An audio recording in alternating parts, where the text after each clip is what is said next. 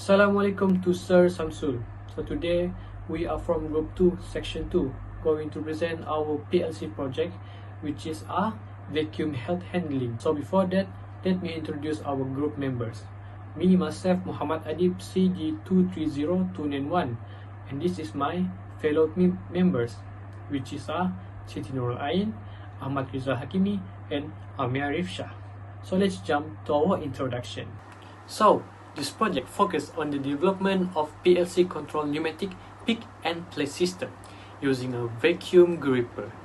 It's designed to stimulate how real industrial systems handle and transfer parts automatically. So, automation is now very important in industrial because it helps improve our accuracy, speed, and consistency. Our system includes key components such as vertical and horizontal pneumatic actuators, a vacuum suction unit, solenoid valve, a relay interface, and Omron PLC. The system is controlled through a start and stop button panel, and it works like a robotic arm that picks up and moves objects. This kind of system is often using in industrial like automotive, electronics, and food packaging. The movements are programmed using ladder logic, which include timers and interlocking for safety and proper sequences. Overall, this project shows how automation works in real life and also introduce the concept of Industry 4.0 like smart device, real-time control, and reducing manual work. It gives students hands-on experience with how different components of automation system works together.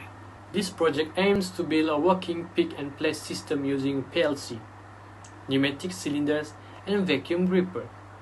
The system is designed to pick up objects and move them from one place to another, similar to what is done in real industrial automation, where to control the system, we use push button, relay, and solenoid valve.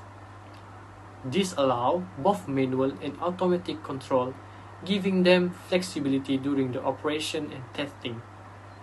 The movement of the actuator is programmed using ladder logic.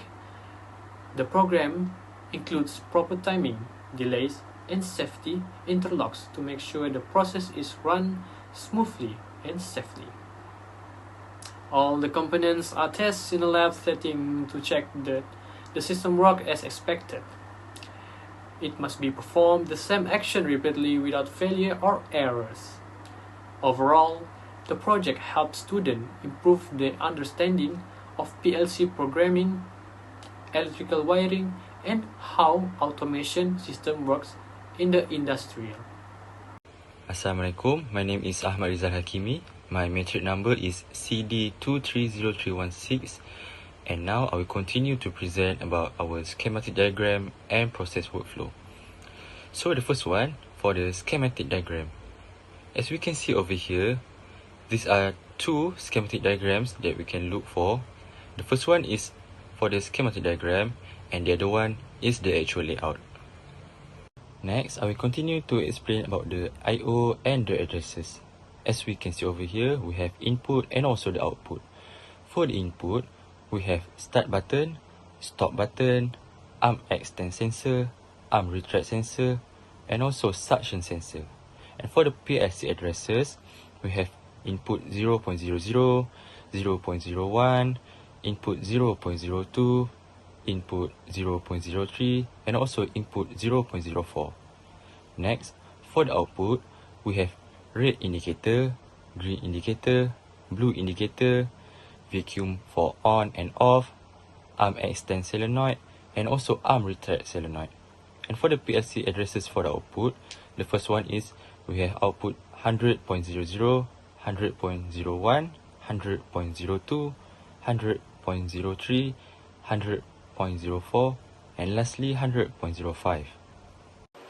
Now, I will continue to present about our process workflow. For the first one is initialization.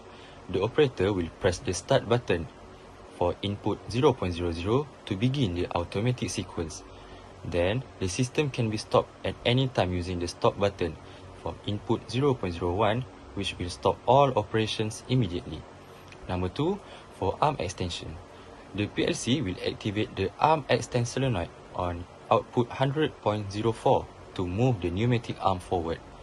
Next, the arm will continue to extend until the arm extend sensor on input 0.02 detect that it has reached the correct position.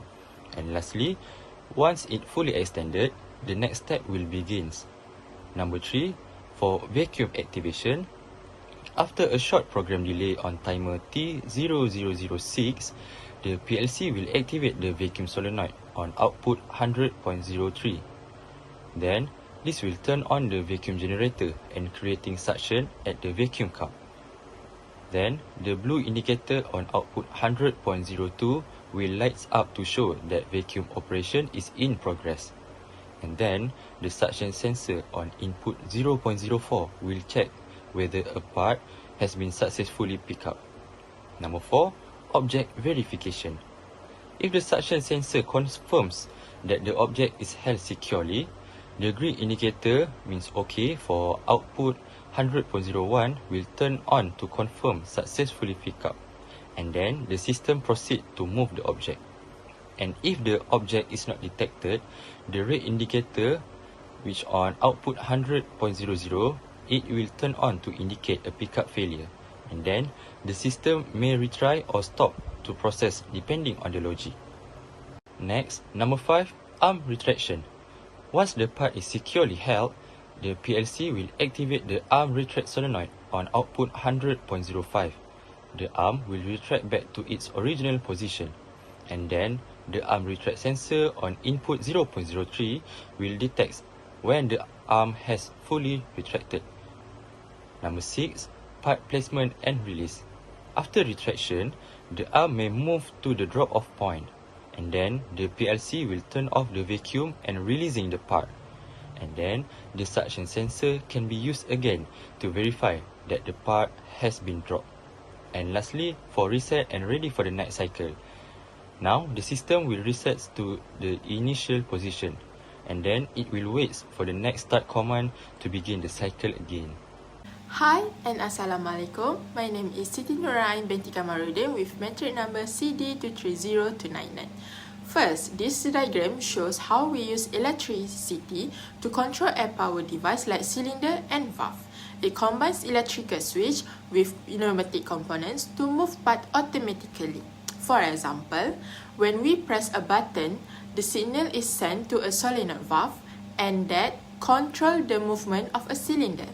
This type of system is common in factory for tasks like lifting, pushing, or clamping materials. Now, let's move on to the I/O electric wiring diagram. I/O means input and output. Input are things like sensor or buttons that send signal into the PLC. Output are devices like lamp, buzzer, or solenoid that the PLC control.